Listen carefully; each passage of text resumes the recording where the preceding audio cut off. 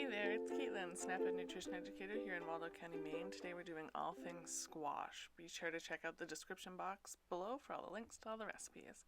So I picked up some squash at Hannaford. I think it was like 69 cents a pound. The spaghetti squash was a little bit more, but I thought this will be a great way to stock up my new freezer.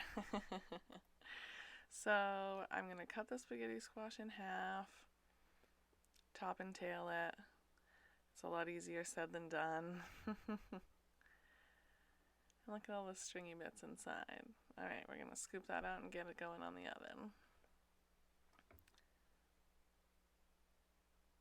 So I lined a tray with some foil, sprayed it with some oil, sprayed the inside of my spaghetti squash halves with oil, a little bit of salt and pepper, and then I'm going to add a little bit of nutmeg. This just adds like that holiday fall type feeling to me. And then we're going to stuff one of these with actually some garlic. Just raw garlic cloves, and they're going to steam and kind of roast a little bit, and then we're going to mash those up and add them to one half of these. Delish! Alright, on to the next one. This is a buttercup squash. These are very difficult to cut, as you see me struggle over in the corner there with the stem and to cut it. Once I cut it in half, I realized that the outside was coated in a really waxy coating that I didn't notice when I washed it the first time, so I re-washed it in some extra warm water to make sure it all came off, and then I proceeded to cut it into nice little chunks.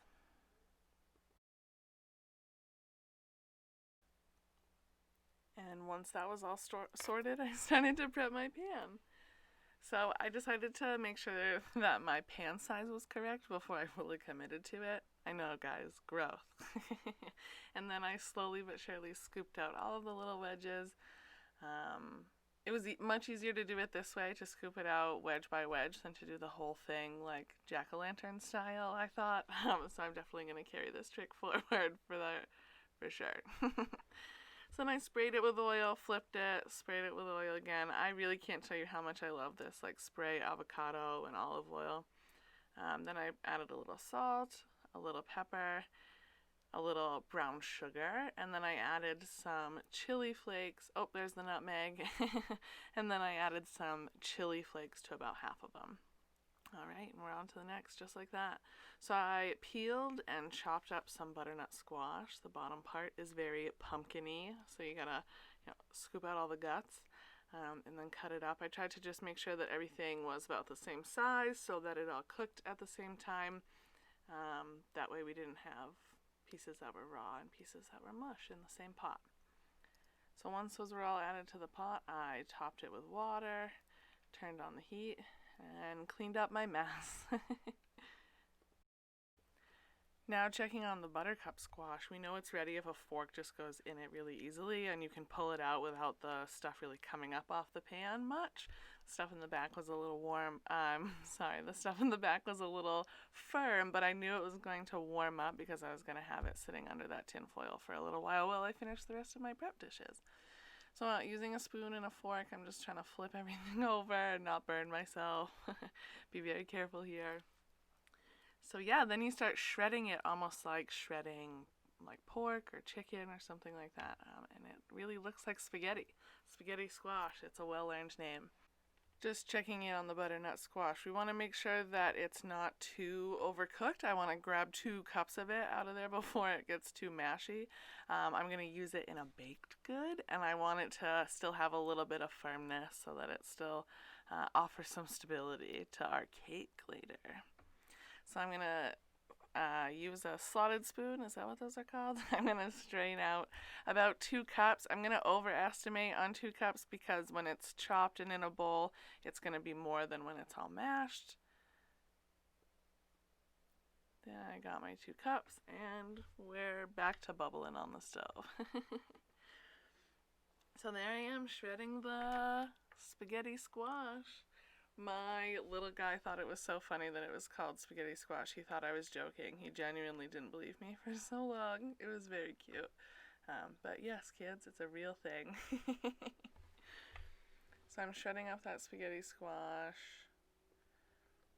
Going over to the other side, shredding that one up too. I wanted to make sure to get up by all the corners It can be really easy to miss stuff on the side or to burn yourself trying to get stuff on the side, so stay safe out there. And then I'm just going to smash up that roasted garlic. It's so soft and buttery at this point. It's so easy to smash with the back of my fork. And then I scraped it up and added it to one of the halves, I guess, the boats, my spaghetti squash boat, and stirred that in, and oh my gosh, it was so good. We added a little bit of marinara sauce to this one, and my little guy thought it was spaghetti. He really did not believe me that it was a vegetable. So this is just a little chicken stock.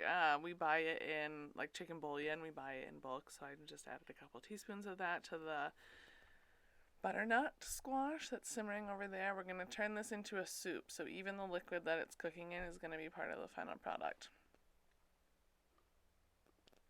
Stir through any spices you'd like. I went with a little bit of nutmeg and a little bit of cumin on this one. It was really yummy. And then just let that simmer away. We want it to get really mushy. I know that that's usually contradictory, but once it gets so mushy that everything is kind of soupy looking, I don't know how better to describe that. You can add some more vegetables to it. I added some green peas because I wanted to add some brightness, some freshness, and I thought the little green dots would be real cute.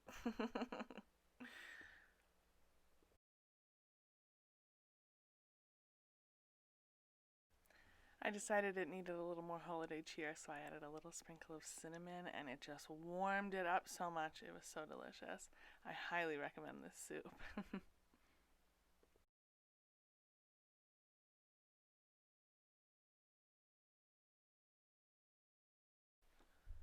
Keep checking on the peas because you don't want them to go too far over. Once they're nice and green and vibrant, you can just turn off the heat, and there you have it, folks. Look at our spaghetti squash, our soup.